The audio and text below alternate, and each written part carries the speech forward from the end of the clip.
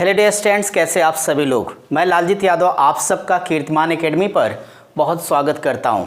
Friends, आइए अपनी गणित की इस दुनिया को आगे बढ़ाया जाए। और आज अच्छी बात ये होगी कि आज हम लोग अपना एक नया टॉपिक शुरू करने चल रहे हैं जिसका नाम होगा पृष्ठ क्षेत्रफल तथा आयतन, यानी हम लोग करेंगे सरफेस एरिया एंड वॉल्यूम। आप सभी को याद होगा कि हम लोगों ने पीछे अपना 2D यानी 2 डायमेंशनल डायग्राम यानी हम लोगों ने क्षेत्रफल और परिमाप का चैप्टर पीछे कंप्लीट किया। वो सारी क्लासेस आप तक पहुंच गई हैं। उम्मीद करता हूं कि आप सारे लोगों ने देखा होगा, उसको एंजॉय किया होगा और उसका लाभ उठाया होगा। साथ ही साथ ये बात आपने औरों तक पहुंचाई होगी। तो ठीक है, फिर इसी बात को आप सारे लोग ध्यान में रखते हुए आप लोग अपनी क्लास को लाइक कर दीजिएगा, कमेंट जरूर करेंगे और साथ ही साथ हमारे जो भी स्टूडेंट इसमें नए हैं वो चैनल को सब्सक्राइब करिए। और जो भी विद्यार्थी यानी पढ़ना चाहता, आराम से सीखना चाहता, अपना कॉन्सेप्ट डेवलप करना चाहता है, मेंस के लिए एक हाई लेवल की मैथ्स को आगे डेवलप कराना चाहता है, पहले इन बेसिक क्लासेस को अपने कॉन्सेप्ट को क्लियर करना है तो ज़रा उस तक के लिए भी वीडियो पहुंचा दीजिएगा। ठीक है भाई, चलें हम लोग अपने काम की शुरुआत करें। तो चलिए सबसे पहले कॉपी और पेन निकालिए और आज के काम को हम लोग शुरू करेंगे। तैयार हैं सब लोग? बहुत अच्छी बात है। तो अब अगर आप तैयार हैं तो आज का टॉपिक आपके पास आ गया कि हमें क्या करना है, पृष्ठ क्षेत्रफल तथा आयतन यानी सरफेस एरिया एंड वॉल्यूम के बारे में बात करनी है।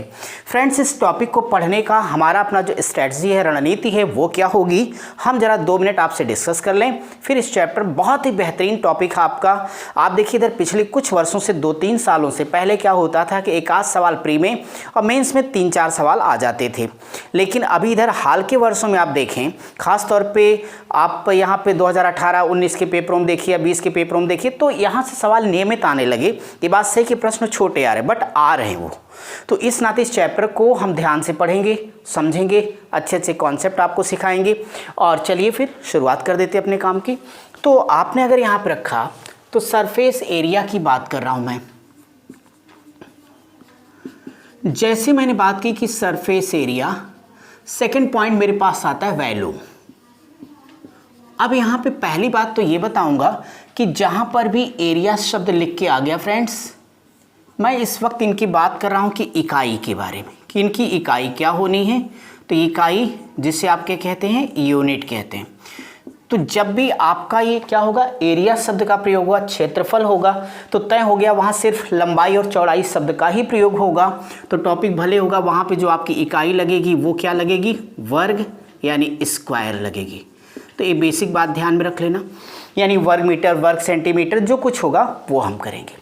बट जहाँ कहीं भी वॉल्यूम शब्द का प्रयोग होगा तो वॉल्यूम का मतलब आपके लिए ये याद रखना है कि जो वॉल्यूम की यूनिट होगी वो हमेशा क्यूब होगी यानी घन होगी।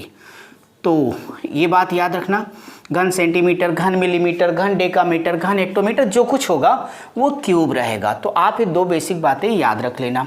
अब अगर मैं इस टॉपिक के बारे में बात करूं तो इस टॉपिक में आपको मैं बताऊं कि हम जो अध्ययन करने वाले तो वो हम करेंगे 3D यानी 3 डायमेंशनल डायग्राम, त्रिआयामी आकृतियों का। अब यहाँ एक बात समझाना है कि मेरा त्रिआयामी आकृतियों से क्या मतलब।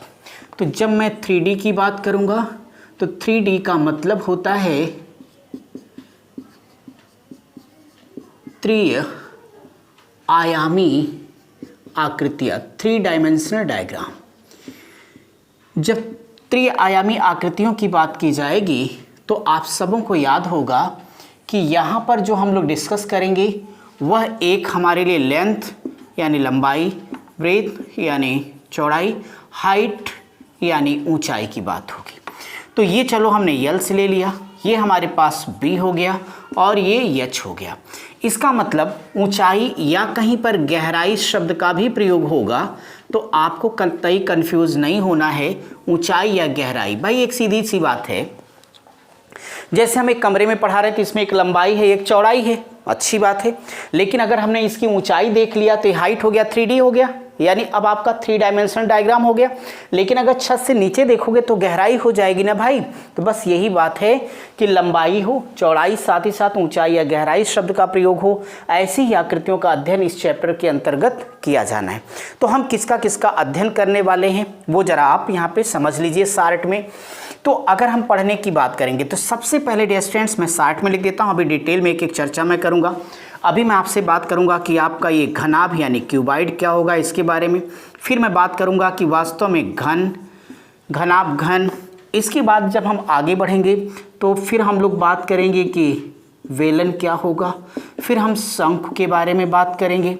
आगे हम बढ़ेंगे तो फ्रस्ट्रम यानी छिन्नक के बारे में बात करेंगे।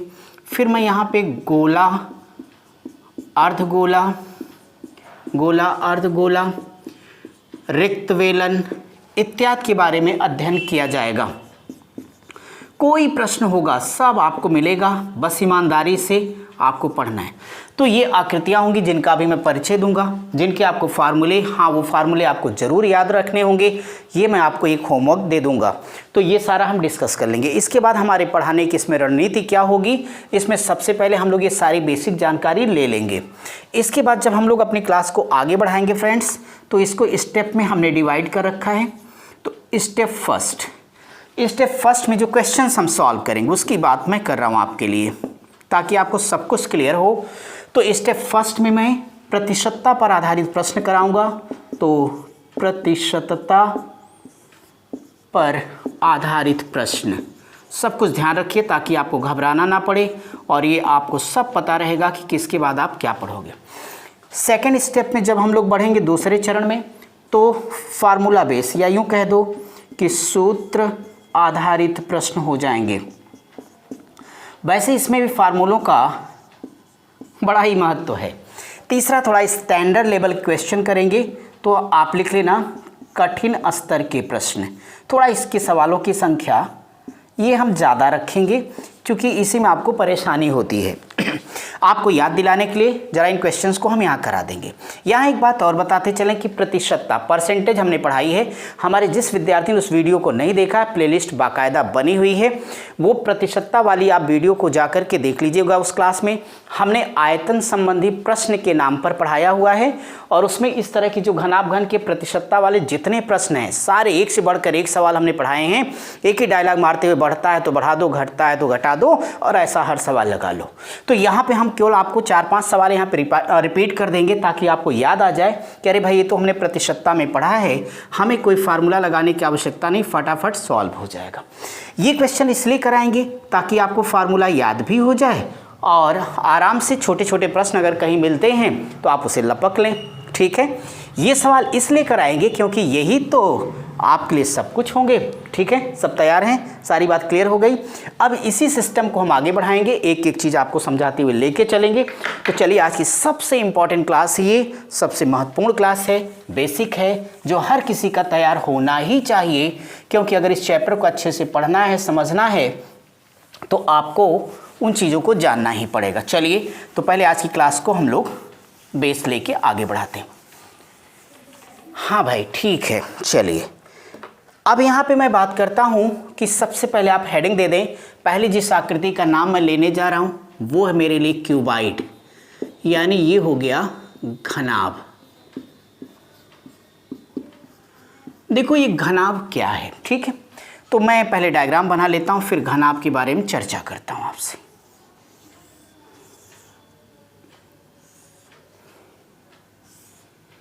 जरा डायग्राम आप लोग भी बना लेना, अच्छा इसी बहाने प्रैक्टिस हो जाएगी, काम तो होना ही है।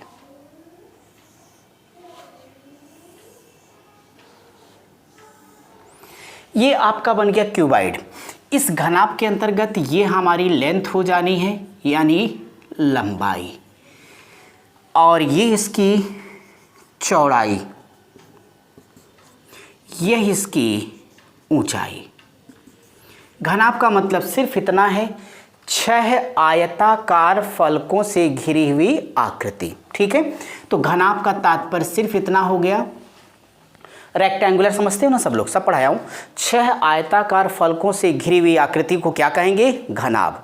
हमें अब ये जानना है कि इसके फार्मूले, तो यहाँ पे आप लोग जरा फार्मूला लिखना शुरू करिएगा। पहला, घनाभ का समपूर्ण, घनाभ ऊपर लिखा है तो सारी नीचे मैं यहाँ लिख देता हूँ बातें।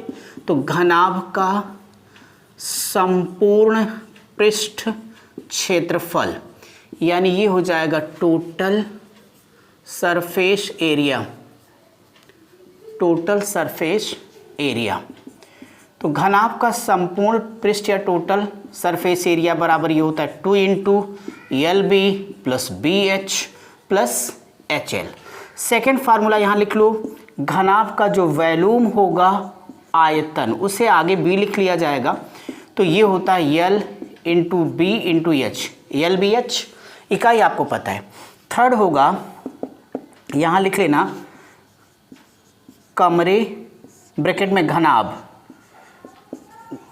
कमरे की चारों दीवारों, कमरे की चारों दीवारों का क्षेत्रफल बराबर 2 into L plus B into H।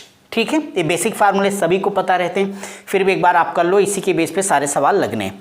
अगला फार्मूला जो हमारे लिए इंपॉर्टेंट होगा वो होगा कि घनाभ का डायगोनल या विकर्ण। तो यहाँ घनाभ का विकर्ण देखो, डायगोनल, ये होगा under root L square plus B square plus H square. इस फार्मूले को तो पहचान पा रहे हो आप लोग। जब ये कहा जाएगा ना कि एक कमरा है, अब ये कह देंगे कि ठीक है किसी कमरे में जिसकी लंबाई 10 मीटर, चौड़ाई 20 मीटर है, ऊंचाई 15 मीटर है, तो उसमें सबसे लंबी छड़ हम रख सकेंगे, या छड़ की अधिकतम लंबाई क्या होगी। ऐसे प्रश्नों में हमेशा क्या होगा? विकर्ण निकाल लिया जाएगा। तो विकर्ण निकालने के लिए ऐसे सवालों के लिए आप इसी फार्मूले का प्रयोग करोगे, यानी L square plus B square plus H square. ठीक है, फटाफट आपने कॉपी कर लिया हो तो चलिए मैं आपके लिए अगली आकृति लेके आता हूँ। और आप सबसे उम्मीद करूँगा कि जब मैं आपकी अगली क्लास लूँ तो उस वक्त आपको घनाभ के सारे फार्मूले याद हों, और हमें उम्मीद ही नहीं विश्वास भी है कि हमारे तमाम मित्रों के सारे फार्मूले पहले से तैयार होंगे। यदि मैं सही हूँ तो आप लोग बहुत अच्छे हो, और नहीं भी है तो तैयार कर लेना। घनाभ के बाद अगली आकृति जो यहाँ पे आपके सामने आएगी वो आएगी घन। तो चलिए भाई घन के बारे में थोड़ी चर्चा कर लिया जाए। घन यानी क्यूब। अब देखो क्यूब होगा तो थोड़ा इसको ऐसे बनाना कि इसकी सभी भुजाएं इक्वल होनी चाहिए, क्योंकि घन की प्रत्येक भुजा आपस में क्या होगी? बराबर होती है, समान होती है। अभी डेफिनेशन की बातें हम लोग कर ले रहे हैं, बराबर इसको भी होना चाहिए, लेकिन चलो कोई बात नहीं, सब चलता है। आप लोग तो अच्छे आर्टिस्ट हो, मेरा चित्र तो ऐसे काम चलता हूँ भाई। ठीक है, तो क्या कहोगे घन के लिए? 6 वर्गाकार स्क्वायरेड, जिसकी सभी भुजा बराबर हो, 6 वर्गाकार सतहों या फलकों या सरफेस से घिरी हुई आकृति को घन कहते हैं। यानी अगर मैं यहाँ पे इसकी भुजा को, भुजा हमारे लिए क्या है? साइड को A लिख दूँ तो इसकी सभी भुजाएं A हो जाएंगी। ठीक है फ्रेंड्स, हमें यहाँ पे इसका फार्मूला लिख लेना चाहिए। तो पहला लिख लो टोटल सरफेस एरिया, मैं यहाँ लिख देता हूँ इसका संपूर्ण पृष्ठ क्षेत्रफल, total surface area of square cube is equal to, ये होता है 6 इंटू A स्क्वायर, 6 गुणे भुजा का वर्ग। सेकंड महत्वपूर्ण फार्मूला यहाँ से लिखना कि अगर आपको इसका डायगोनल या विकर्ण फाइंड करना है तो इसका विकर्ण होता है √3 इंटू A, मतलब साइड। इसका जो आपको वॉल्यूम फाइंड करना है यानी आयतन, इसका आयतन आपका क्या होगा? साइड क्यूब होगा, भुजा का घन होगा। ये भी तो आपका समझ आ गया। बाकी ये मैं डिस्कस करूंगा जब घनाभ के अंदर घन आ जाएगा तो सवाल कैसे लगेगा। घन के अंदर गोला होगा तो कैसे होगा, बेलन के अंदर शंकु होगा, या किसी गोले को पिघला करके अगर हम शंकु बनाते, शंकु को पिघला कर छिन्नक बनाते, छिन्नक को पिघला करके अगर हमने घनाभ बना दिया। ये क्वेश्चन जब क्वेश्चन यहाँ लिखा रहेगा उस वक्त डिस्कस करूँगा। अभी तो बस बेसिक फार्मूले फटाफट आप कर लें ताकि आपको कॉन्सेप्ट क्लियर हो, फिर सवाल को हम करते हुए आगे बढ़ें। चलिए भाई, अब हम आपके लिए आपकी नेक्स्ट आकृति के बारे में चर्चा करेंगे। फटाफट अपनी कॉपी पे सब सिस्टमेटिक तरीके से लिखते जाना। याद रहे क्लास है, इसके बाद इसकी धुआंधार प्रैक्टिस लेकर आऊँगा। अभी तो बस आपकी मैं क्लास ही लेके आगे बढ़ता हूँ। अब घनाभ घन के बाद ज़रा यहाँ बात बेलन शब्द की बात कर लेता हूँ। तो यहाँ लिखना बेलन। देखो एक बात बता दूं कि अगर कहीं लिखा रहेगा लंब वृत्तीय वेलन तो घबराना मत, इसका पूरा नाम यही है कि अगर कहीं लिखा है लंब वृत्तीय वेलन या बेलन सिलेंडर, अब ये बेलन या सिलेंडर क्या ये सी लिखा भाई। यहाँ पे एक सेकंड में आपसे चर्चा करूं तो जैसे कि ये देखो आपके पास हमने एक आकृति ले ली। अगर मैं ये पूछूं कि डायग्राम कौन सा है तो आप लोग बहुत सिंपली जवाब दे सकते हैं कि भाई इसमें क्या, ये तो एक हमारे लिए आयत है। अगर उसी आयत को लेके आप घुमाना शुरू कर दो इसकी एक अक्ष को स्थिर रख करके, तो जो ये आकृति बनी ये क्या कहलाती है, सिलेंडर कहलाती है। और ये उस सिलेंडर का रेडियस यानी त्रिज्या है। डिस्टेंस यह इस सिलेंडर की हाइट यानी ऊंचाई हो जाएगी। अब आपको यहाँ पे जानना है फार्मूला। पहला अगर मैं बात करूँगा इसका जो वक्र पृष्ठ होगा, तो वक्र पृष्ठ यानी कर्व्ड सरफेस एरिया, तो यहाँ से लिख देना कर्व्ड सरफेस एरिया। अगर हम बेलन के कर्व्ड सरफेस एरिया की बात करते हैं या वक्र पृष्ठ की बात करते हैं तो ये होता है 2πr/h। फ्रेंड्स अगला, अगर हम इसके टोटल सरफेस एरिया की बात करें तो संपूर्ण वक्र पृष्ठ कह लीजिएगा, तो संपूर्ण वक्र पृष्ठ यानी टोटल कर्व्ड सरफेस एरिया, तो ये होगा 2π ब्रैकेट में h+r। ठीक है, अब निकाल के दिखाने की आवश्यकता नहीं, तो आपको पता ही है। थर्ड आप यहाँ पे देख लीजिएगा, अगर इसका वॉल्यूम हमें फाइंड करना है यानी आयतन, तो ये हो जाएगा πr²h। ठीक है भाई, तो इसे ज़रा कंप्लीट कर लीजिए। आपका यहाँ फटाफट ये लंब वृत्तीय बेलन भी पूरा हो गया। यहाँ तक कोई डाउट नहीं, सब लोग कुशल मंगल है, बढ़िया है, समझ में आ रहा, सबको मज़ा आ रहा है भाई, ठीक है। तो अच्छी बात है, अब हमें अपनी क्लास को आगे बढ़ाना है। बेलन के बारे में ज़रा सा मैं आगे बढ़ूं तो शंकु के बारे में आपसे बात करना चाहूँगा। कोन, तो यहाँ पे लंब वृत्तीय शंकु या मैं सिर्फ शंकु लिख देता हूँ। कोन आइसक्रीम बहुत खाते हो आप लोग, चलो उसी की बात कर लेता हूँ। अगर शंकु की बात करता हूँ, एक मैं समकोण त्रिभुज यहाँ पे ले लेता हूँ, और अगर मैं ये कह दूँ कि भाई ज़रा इसको घुमाना शुरू कर दो, तो आप जब ऐसा करिएगा तो ये जो आकृति बन के तैयार हो गई, वास्तव में ये इसकी रेडियस हो जाएगी यानी त्रिज्या होगी, और यह इसकी हाइट हो जाएगी, यह इसकी स्लैंट हाइट हो जाएगी, यानी यही आपका शंकु है। तो आप क्या डेफिनेशन दोगे कि अगर किसी त्रिभुज या समकोण त्रिभुज की एक भुजा को स्थिर रख के उसको चारों तरफ घुमा दिया जाए तो इससे जो आकृति बनकर तैयार होती है उसे लंब वृत्तीय शंकु या शंकु यानी कोण कहते हैं। इस कोण के अंतर्गत यह उसकी त्रिज्या हो गई भाई, और यह उसकी ऊंचाई हो गई, सीधी ऊंचाई, और ये उसकी तिरछी ऊंचाई है। ये है स्लैंट हाइट। इस स्लैंट हाइट को हिंदी में बोलते हैं तिरछी या तिर्यक ऊंचाई। तो तिरछी या तिर्यक ऊंचाई, तो आप क्या कहोगे, आधार से जो तिरछी ऊंचाई उसको ही कहते हैं स्लैंट हाइट या तिर्यक ऊंचाई। ठीक है, फार्मूला लिखना शुरू करें। तो यहाँ से कई इंपॉर्टेंट फार्मूले निकल के आएंगे, तो एक एक करके सब आप लिखते चलो। सबसे पहला यल यानी स्लैंट हाइट, यल बराबर याद रखना √h² + r², यानी तिरछी ऊंचाई बराबर √ ऊंचाई के स्क्वायर और प्लस त्रिज्या का।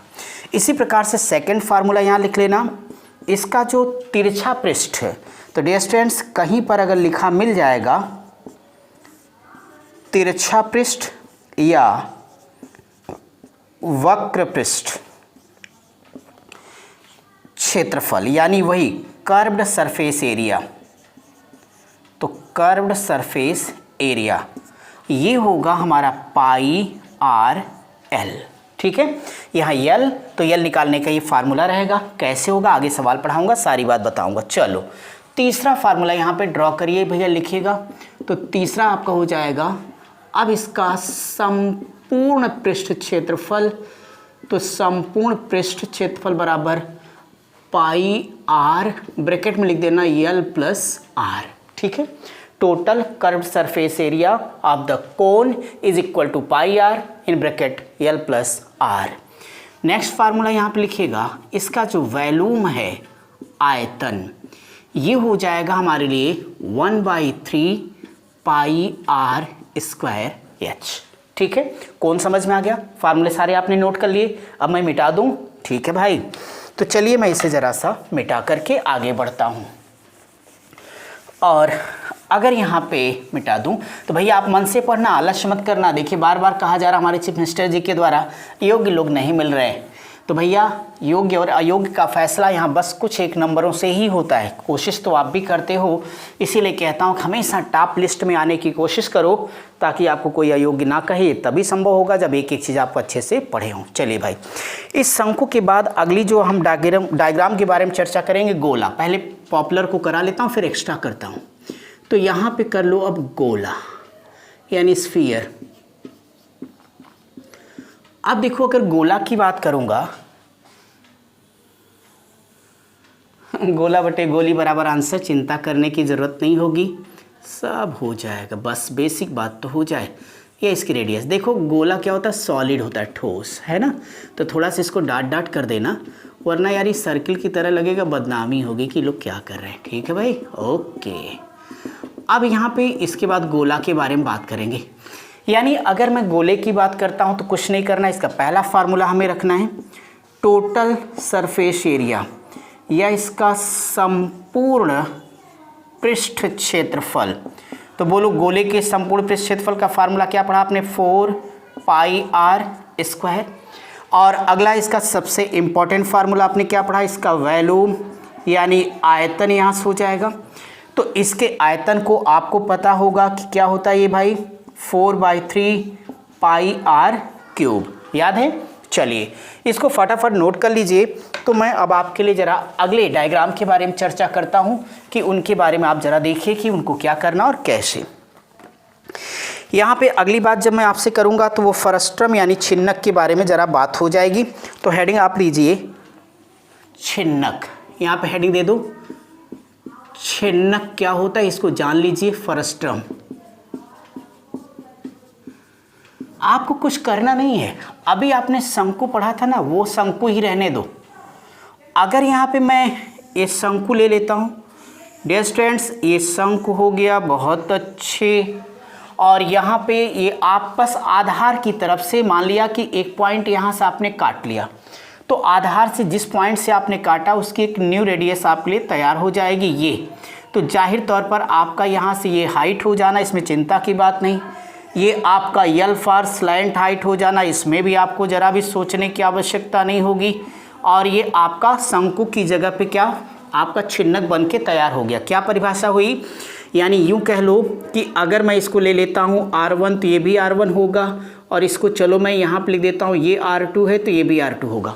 यानी आधार की तरफ से, किसी शंकु आधार की तरफ से जो ऊंचाई काट ली जाती है उसके बाद जो आकृति बनकर ये तैयार हो रही है ना, बाल्टी टाइप की या कूड़ेदान टाइप का, तो एक्चुअली इसी को कहा जाता है फ्रस्ट्रम है, ये छिन्नक है ये। चलिए इसके ज़रा फार्मूले हम फटाफट नोट कर लेते हैं, फिर हम लोग आगे बढ़ेंगे। सबसे पहले लिखना छिन्नक का वक्र पृष्ठ, पहला फार्मूला यहाँ लिखिए, छिन्नक का वक्र पृष्ठ बराबर ये हो जाएगा पाई, और ब्रैकेट में लिखिएगा R1 plus R2 into L.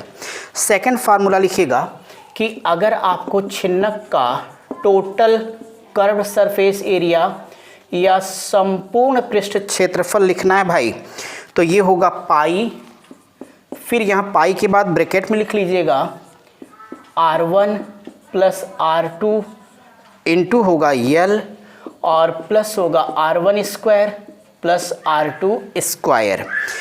इसके अलावा आपके लिए सबसे महत्वपूर्ण होगा कि जब हमें छिन्नक की स्लैंट हाइट या तिर्यक ऊंचाई फाइंड करना है। तो ये बराबर आप लोग पिछली बार की तरह करिएगा, अंडर रूट हो जाएगा एच स्क्वायर और plus R1 square minus R2 square कर दीजिएगा।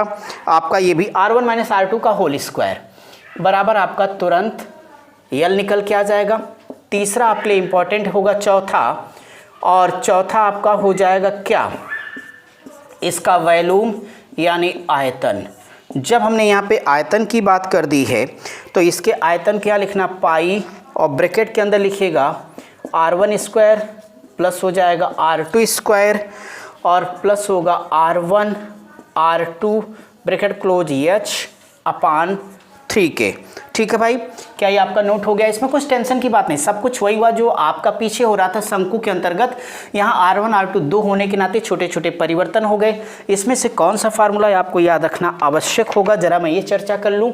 तो डियर स्टूडेंट्स देखो, वक्र पृष्ठ पर बार बार सवाल पूछे गए, संपूर्ण पृष्ठ पर भी आया। सबसे खास इसकी तिर्यक ऊंचाई, इसको ना भूलना, ये पिछला ही है कि under root H square plus R square. अब क्या हुआ कि R के दो मान हो गए थे R1 R2, इसलिए R1 माइनस R2 का होल स्क्वायर कर दिया गया। चारों याद रख लो तो कोई टेंशन नहीं, दोनों को कंपेयर कर लोगे बड़े आराम से आपका याद हो जाएगा। क्लियर है सबको? चलिए आगे की बात करता हूं। अब जरा आगे की बात मैं करता हूं तो आप लोग अपनी कॉपी पर हेडिंग दे दीजिएगा। इसके बाद क्या इसके बाद हेडिंग लगाइएगा अर्धगोला। तो गोला तो हो गया, जरा अर्धगोला के बारे में बातें कर लेता हूं कि अर्धगोला क्या करेगा। तो यहाँ पे अर्धगोला लिख लीजिएगा आप लोग, अर्धगोला। तो ये हो जाएगा सेमी स्फीयर। अब यहाँ पे एक अर्धगोला को बना लो भाई, अर्धगोला अर्धगोला बन गया भाई। आप कहते हैं ना आज गली में चांद निकला तो चांद आ गया। चलो ये डाट डाट कर दीजिए ताकि आपका काम पूरा हो जाए, कंप्लीट। अगर यहाँ अर्धगोले की बात हो गई तो इसका पहला फार्मूला लिखिएगा। अर्धगोले का जो वक्र पृष्ठ होगा, वक्र पृष्ठ क्षेत्रफल, ये फार्मूला आपका होता है 2 पाई R स्क्वायर। इसका तुरंत लिखिएगा संपूर्ण पृष्ठ है तो क्षेत्रफल रहेगा ही, ये बराबर आपका हो जाएगा 3 पाई R स्क्वायर। और फ्रेंड्स इसका यहाँ पे आयतन लिख लीजिएगा। तो इसका आयतन आपके पास आ जाएगा 2/3 पाई R क्यूब। ठीक है भाई, यहाँ तक आपका कंप्लीट हो गया। तो चलिए इसे कंप्लीट कर लेने के बाद हम लोग थोड़ा सा आगे बढ़ चलेंगे और अपनी अगली बात को यहाँ पे पूरा करने की कोशिश करेंगे। आप यहाँ पे देखिए कि अर्धगोला भी हमने यहाँ पे कंप्लीट कर लिया। इस फार्मूले को आप लोग कंप्लीट कर लीजिएगा। फ्रेंड्स एक बात बताऊँ कि ये तो वो बेसिक फार्मूले थे जो हमें जानने थे, तो इनको जानना हमारे लिए बिल्कुल आवश्यक था, वो हमने कर लिया। और उम्मीद करता हूँ कि सारे आप सबको अच्छे से याद भी हो रहे होंगे। तो एक और हेडिंग दे दीजिए, रिक्त वेलन। चलते चलते इसको भी कर लें। तो रिक्त वेलन जरा हेडिंग दीजिए और फिर आगे बढ़ते हैं। रिक्त वेलन कोई बहुत इंपॉर्टेंट तो नहीं है, बट फिर भी चलो है तो है। तो यहाँ पर रिक्त वेलन, बेलन का अगला पार्ट रिक्त वेलन हो गया, यानी इंग्लिश इसकी है HOLL हॉलो सिलेंडर, CYLINDER। अगर मैं इसकी बात करता हूँ फ्रेंड्स, तो बस चिंता तो बिल्कुल नहीं करिए आप लोग। पहले तो डायग्राम ड्रॉ करिए, फिर जो होगा वो देख लेंगे हम, या फिर इसको सिलेंडर के रूप पर ही रख देता हूँ, ये भी अच्छा रहेगा और यहाँ से भी अच्छा रहेगा। और इसका ए सेक्शन यहाँ से और यहाँ से मैं कट कर लेता हूँ भाई। इस वाले सेक्शन को लाके यहाँ से और इसको यहाँ से, इसको यहाँ से और यहाँ से मिला देता हूँ। साथ ही साथ इसको अपने आप में कंप्लीट कर दिया जाए तो कम से कम हम लोगों का काम बन जाएगा। अब आप यहाँ पे गौर करिएगा। चलो इस त्रिज्या को मैं अगर कैपिटल R कर देता हूँ तो मेरा काम, यहाँ से मैं स्मॉल r इसकी त्रिज्या को रख लेता हूँ तो कोई टेंशन नहीं होगी आपको। और ये आपकी हाइट है तो इसमें कोई टेंशन है ही नहीं, ऑलरेडी ये आपकी हाइट हो गई। ठीक है भाई, इसका फार्मूला पहला लिखना, वक्र पृष्ठ बराबर, तो अगर मैं इसके वक्र पृष्ठ की बात करूंगा रिक्त वेलन के, तो ये होगा 2 pi capital R plus small r into H. इसका सेकंड सेक्शन लीजिएगा तो यहाँ पे आएगा टोटल सरफेस एरिया या संपूर्ण पृष्ठ। तो इसका जो संपूर्ण पृष्ठ का फार्मूला है वो है 2 पाई, फिर लिखना एक ब्रैकेट में capital R plus small r, second में H plus r minus small r। इसका जो वैल्यूम निकालना है वो लिख लीजिएगा, इसका वैल्यूम यानी आयतन फार्मूला ये हो जाएगा पाई, अब ब्रैकेट के अंदर लिखिएगा capital R square minus small r square into H. ठीक है भैया। चलिए मेरे भाई, एक बहुत अच्छी बात, तो यहाँ तक हम लोगों ने कर लिया रिक्त वेलन। तो हमने आज का जो बेसिक फार्मूला था ये आप सबका पढ़ा होता है, सब आपकी बुक्स में आपकी कॉपी पे लिखा हुआ है, बस हमने आपको रिमाइंड कराया। इसमें कुछ भी ऐसा नहीं था जो आप नहीं जानते थे, लेकिन इसमें से एक एक फार्मूला खास तौर पे शुरू में हमने जो 5 लिखे वही हमारे लिए सबसे इंपॉर्टेंट। ये सब तो उसी का परिवर्तित रूप है, इसमें कोई झंझट लेने की आवश्यकता नहीं है।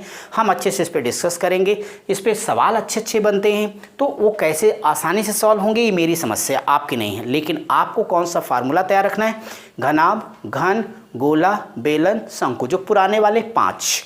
इधर वाले ठीक है, इसमें थोड़ा अगर अर्धगोला तैयार कर लोगे तो बहुत अच्छा है। अर्धगोला का खास तौर पर संपूर्ण पृष्ठ क्षेत्रफल और उसके आयतन का फार्मूला जो कि 2/3 पाई r क्यूब था वो ध्यान में रखिएगा, तो आपका काम आराम से हो जाएगा। ठीक है भैया। तो मैं एक चीज़ चाहूँगा कि आज की जो क्लास हो उसको मैं अपने बेसिक फार्मूलों तक ही रखूं, और हम लोग अपनी अगली क्लास से क्वेश्चन आंसर का अपना दौर शुरू करेंगे।